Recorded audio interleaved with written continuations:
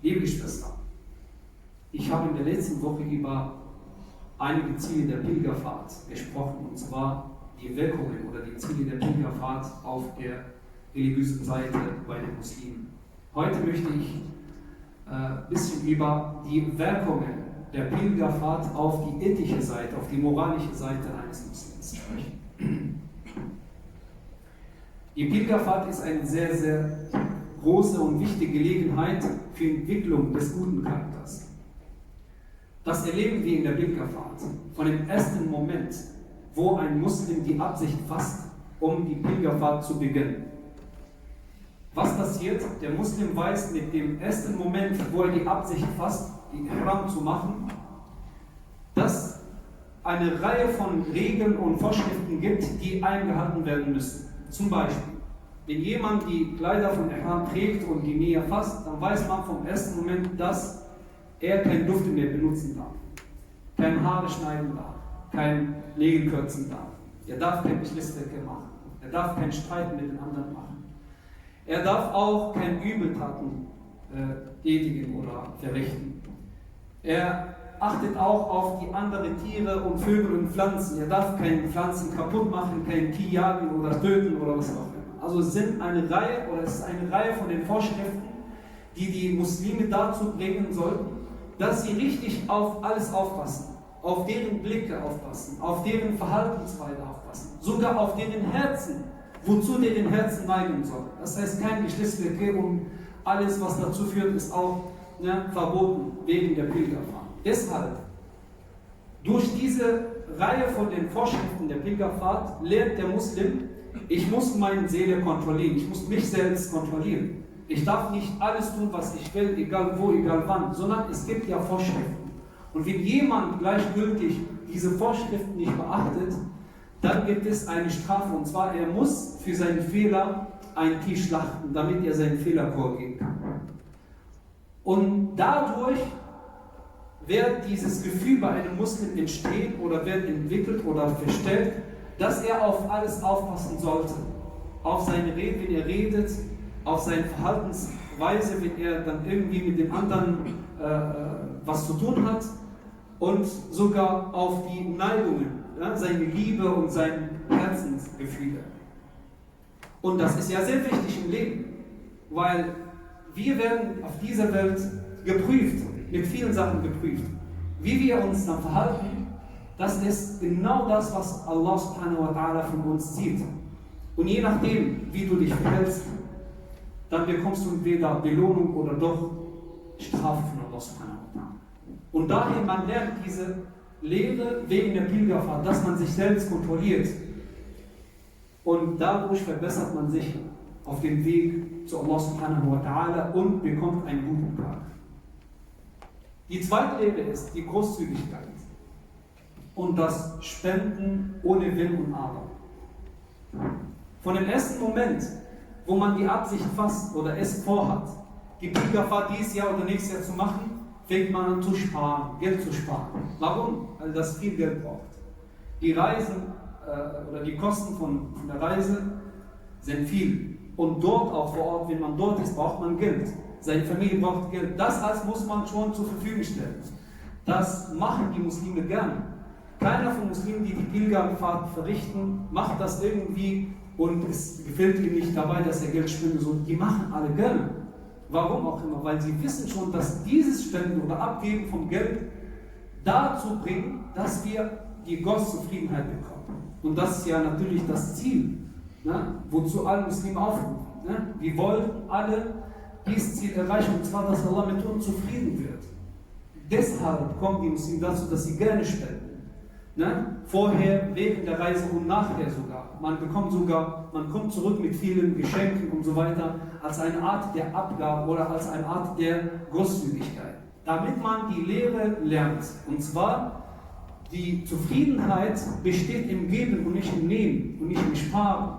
Das Geld hat nur einen Zweck, und zwar, dass wir diesen Geld auf die guten Zwecke benutzen und einsetzen und nicht nur Geld kassieren, um zu sparen, sondern das Geld ist kein Ziel, es ist sondern ein Mittel, und dieses Mittel darf nur auf die guten Zwecke benutzt werden oder in den guten Zwecken benutzt werden. Einige Gelehrte haben sogar das Wort Hajj Mabrur definiert. Und dieses Wort hat der Prophet sallallahu alaihi wasallam in einem Hadith erwähnt, wo er gesagt hat, Al-Hajj Mabrur laysa lahu jazaa'un illa al-Jannah. Das heißt, dieses Hajj Mabrur, dieses richtig ausgeführte Hajj, hat keine andere Belohnung aus das Paradies. Dann einige Gelehrten erklären die Bedeutung von dieser Art von Hajj. Was bedeutet Hajj Mabrur? Die meinten, dass man Gutes redet, Gutes sagt und Geld spendet oder Speise abgibt. Das heißt wegen der Reise. Deshalb ist es erwünscht, wenn jemand verreist, dass man mehr als seinen Bedarf nimmt, damit er die Leute, die ihn begleiten wegen der Reise, auch was gibt. Das ist erwünscht im Islam. Und dadurch lernt man dieses Verhalten, dieses Gefühl auch, dass man dazu neigen sollte, zu geben und nicht zu sparen oder alles zu kassieren. Und das ist ein Charakterzug, der Allah subhanahu wa ta'ala liebt. Allah liebt es die Leute, die spenden, die geben, weil Allah subhanahu wa ta'ala der Großzügige ist.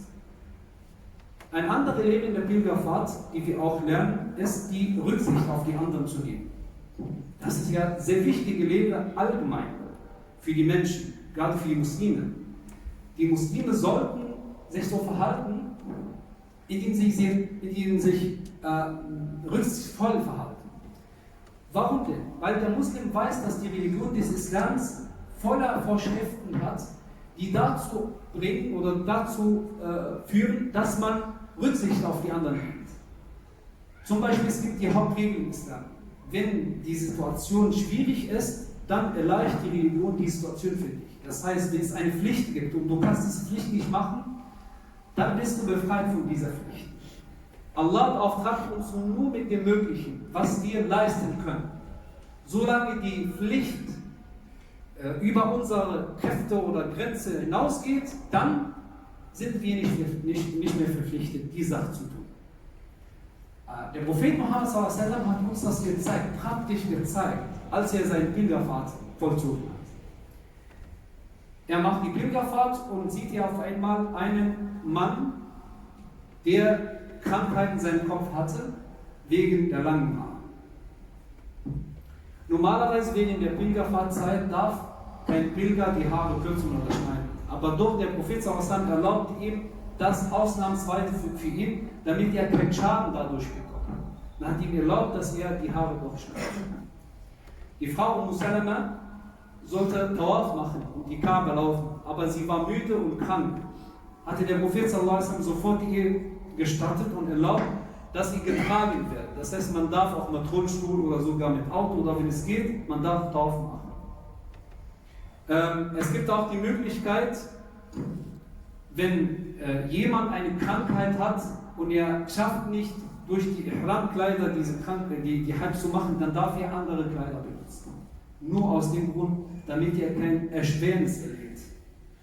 Der Prophet sallallahu alaihi wasallam hatte den Frauen, Kindern und schwachen Leuten erlaubt, dass sie in der Nacht von Muzdalifa, das ist die Nacht vor dem Opferfesttag, dass sie früher losgehen können oder dürfen, damit sie die Steine in der Jamrat al-Aqaba Stelle einfach werfen dürfen, bevor zu Stau kommt, damit sie diesen Stau nicht erleiden müssen. Das heißt, der Prophet sallallahu alaihi wasallam hatte auf alle Verhältnisse der Schwachen und die Kranken und so weiter aufgepasst und diese Leute richtig berücksichtigt. Das lernt man während der Pilgerfahrt. Man sieht das dort, man erlebt das. Der Prophet sallallahu alaihi wasallam oder der Islam hat uns auch gelehrt, bevor wir Ihram machen, Ihram, das ist der Anfang von der Pilgerfahrt, dass man die Absicht fasst an einem bestimmten Ort und die Ihram-Kleider trägt. Bevor man das tut, dann sollte man sich duschen, also ein Bad machen. Bevor man die Stadt Mekka betreten sollte man auch ein Bad machen. Bevor man Tawaf anfängt, sollte man ein Bad machen. Bevor man am Arafat-Tag auf dem Berg Arafat stehen sollte man auch doch ein Bad machen. Warum auch immer diese verschiedenen Wege? Weil in diesen Situationen sammeln sich die Leute an. Es gibt viele Leute, die auf einmal an einen Ort kommen. Und damit es nicht dazu kommen sollte, dass jemand irgendwie stinkt aus Schweißbruch oder so, dann hatte der Islam uns diese Regeln dann als Empfehlung oder doch manchmal als Pflicht geschrieben, damit wir dem anderen mit dem schlechten Geruch nicht keinen Schaden bringen. Also, Das ist aus demselben Grund, und zwar Rücksicht auf die anderen zu nehmen. Mit diesem ganzen Erlebnis geht der Pilgerpfad zurück zu seiner Familie oder Heimatland.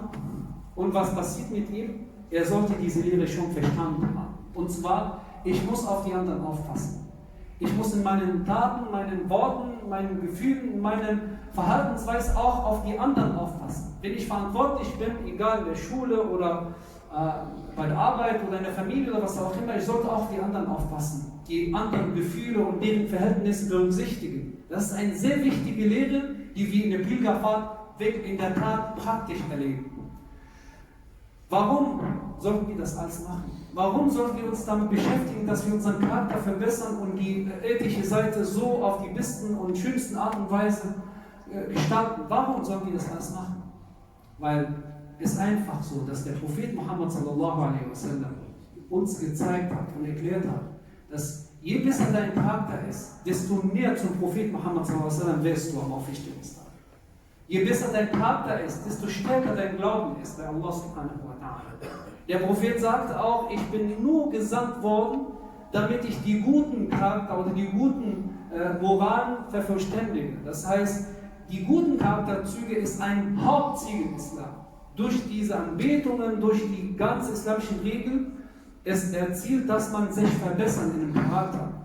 Und daher, meine Schwester, wir versuchen von jeder Anbetung die Lehre zu entnehmen, damit wir unseren Charakter verbessern und bessere Charakterzüge gewinnen. Dadurch erreichen wir die Gottzufriedenheit. Dadurch erreichen wir einen näheren Platz zum Propheten Muhammad am Auferstehungstag. Das heißt, die ewige Glückseligkeit erreichen wir dadurch, dass wir uns verbessern. Möge Allah der Erhabene uns alle dazu bringen, dass wir die Pilgerfahrt verrichten dürfen. Möge Allah der Erhabene uns auch dazu bringen, dass wir unseren Charakter verbessern, so dass er mit uns zufrieden wird. Möge Allah der Erhabene uns alle nicht sterben lassen, bis er mit uns zufrieden wird. Möge Allah der Erhabene uns alle auf seinem geraden Weg befestigen und uns alle mit unseren Familien für jeden Schaden und Bösen bewahren und schützen. Und der Segen, Frieden sei für den Propheten Muhammad sallallahu alaihi wa sallam.